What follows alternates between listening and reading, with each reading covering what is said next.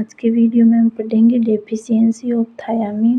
और थायामीन की डेफिशिएंसी हो जाती है तो अर्ली सिम्टम्स ऑफ डेफिशिएंसी क्या क्या होते हैं। फिर अपन पढ़ेंगे इसकी वजह से जो डिजीज होती है dry beri beri wet beri beri infantile beri beri और वर्नी की एनसेफेलोपैथी। फिर इसका प्रिवेंशन पढ़ेंगे। तो आज अपन पढ़ते हैं विटामिन B1 के बारे में। Deficiency of thiamine being water soluble vitamin it lost during washing. जो थायामीन है B1 होता है, ये क्या है, वाटर सोल्यूबल विटामिन है। वाटर के अंदर क्या हो जाता है, सोल्यूबल हो जाता है। तो इसका लॉसेज किसके दौरान हो जाता है, वॉशिंग के दौरान। कुकिंग ऑफ राइस, जब राइस को कुक करते हैं उस time. And prolonged storage of fruits and vegetable, जो फ्रूट और वेजिटेबल प्रोलॉन्ग्ड स्टोरेज जो हो गई है उनका अंदर जो विटामिन B1 है वो क्या हो जाता है, लॉस्ट हो जाता है। It is destroyed in toast, जब इसको मतलब टोस्ट किया जाता है, मतलब पकाया जाता है, तब भी ये डिस्ट्रॉय हो जाता है। So occurrence of its deficiency depends on the local custom and cultural practices. इसलिए जो इसकी डेफिशिएंसी होती है वो किस पर डिपेंड करती है, जो लोकल कस्टम्स और कल्चर प्रैक्टिसेज होती है, कस्टम्स और कल्चर प्रैक्टिसेज उनके ऊपर।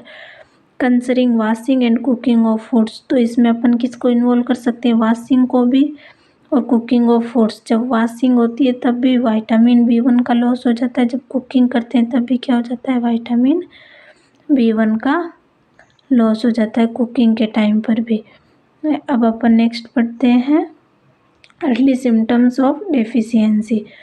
मतलब डेफिशिएंसी होगी, इसकी वजह से अर्ली सिम्टम्स क्या हो जाते हैं, fatigue, irritability, poor appetite, tingling and numbness in the legs. मतलब जो लेग्स है उनके अंदर क्या हो जाएगी, झंझनाहट सी होगी, टिंगलिंग और numbness in the legs.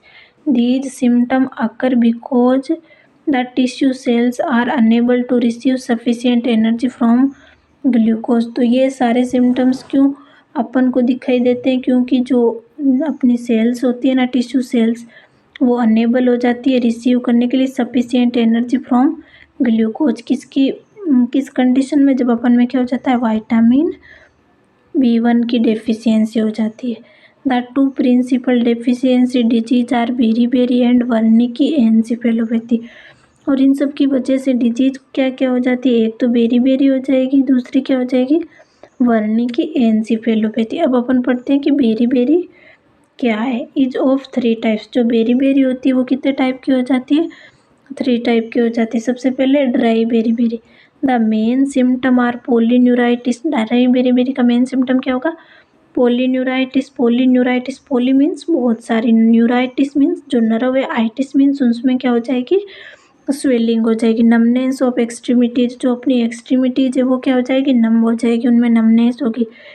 Cramps होंगे, क्रैम्प्स तो आप समझते ही। Wasting of muscles and difficulty in walking, जो मसल्स होती है वो वास्टिंग हो जाएगी जिस वजह से अपन को डिफ़िकल्टी हो जाएगी वॉकिंग में। उसके बाद में क्या आता है, wet beri in addition to the above symptoms. मतलब जो वेट बेरी उसके अंदर क्या होगा, जो अबव सिम्टम अभी अपन ने पढ़े वो तो होंगे ही। The other features are 7 severe oedema. ऊपर बताए जो हमने वो सिम्टम तो होंगे, उनके साथ में क्या होगा, सीवियर इडीमा होगा, enlargement of the heart, palpation and breathlessness. मतलब जो हार्ट है उसका क्या हो जाएगा, इनलार्जमेंट हो जाएगा। अब हार्ट का इनलार्जमेंट हो जाएगा तो क्या हो जाएगा, पाल्पेशन और जो ब्रीथलेसनेस है वो कंडीशन डेवलप हो जाएगी। मतलब जो वेट बेरी है उसमें अफेक्टेड क्या हो जाता है, हार्ट अफेक्टेड हो जाता है। Beri is also known as rice eater disease because it is seen in people whose chief diet consist of polished rice. तो अपन को पता है जो विटामिन B1 है उसकी खोज किस में की गई थी, जो पॉलिश्ड राइस है उससे इसकी खोज की गई थी। तो जो बेरी होती है इसको राइस ईटर डिजीज भी बोलते हैं, क्योंकि ये किन पीपल्स में होती है, ये उन पीपल्स में देखी गई जिनका जो डाइट होता है वो क्या हो जाता है, पॉलिश्ड राइस होती है। 3 नंबर में पढ़ते हैं infantile berry.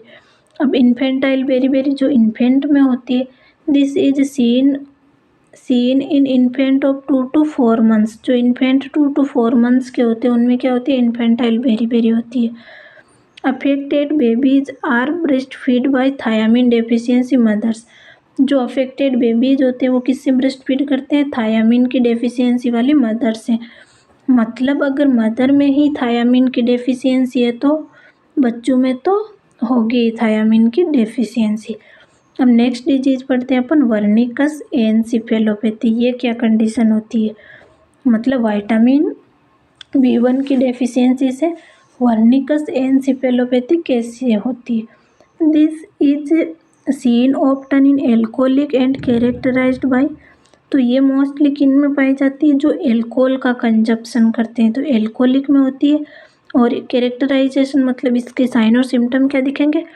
ऑप्थेल्मोप्लेजिया, पॉलीन्यूराइटिस, ataxia, mental retardation. ऑप्थेल्मोप्लेजिया हो जाएगा, पॉलीन्यूराइटिस वही कंडीशन हो जाएगी जो बहुत सारी नर्व्स है उनके अंदर क्या हो जाएगी? आइटिस हो जाएगी। एटेक्सिया और मेंटल रिटार्डेशन, एटेक्सिया मतलब वो बॉडी का बैलेंस नहीं रख पाएगा। बॉडी का बैलेंस तो कैसे ही रखेगा? जो एल्कोहलिक होते हैं वो बॉडी बैलेंस नहीं रख पाते और उनमें क्या हो जाएगा? मेंटल रिटार्डेशन या डिटोरिएशन हो जाएगा।